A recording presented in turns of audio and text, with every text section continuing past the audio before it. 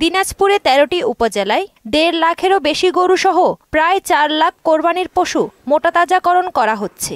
ঘাস, খৈল, ভুসি সহ সম্পূর্ণ প্রাকৃতিক উপায়ে গরু, মহিষ, ছাগল, ভেড়া লালন পালন করছেন খামারিরা। চোরাই পথে গরু না আসলে ভালো লাভের আশা করছেন খামারিরা। তাই এই বিষয়ে সরকারের কঠোর পদক্ষেপ দাবি তাদের।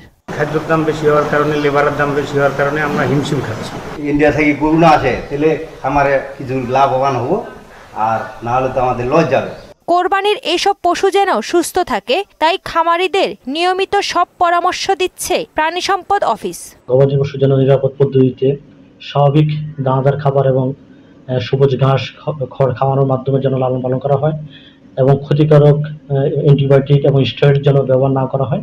সেই কারণে আমরা আমাদের এই খামারগুলোকে আমরা প্রতিনিয়ত আমরা মনিটর করছি। এবছর জেলার চাহিদা মিটিয়ে প্রায় ১.৫ লাখ কোরবানির পশু দেশের অন্য জেলায় পাঠানো হবে। তাহসিন তারিন, মোহনা সংবাদ।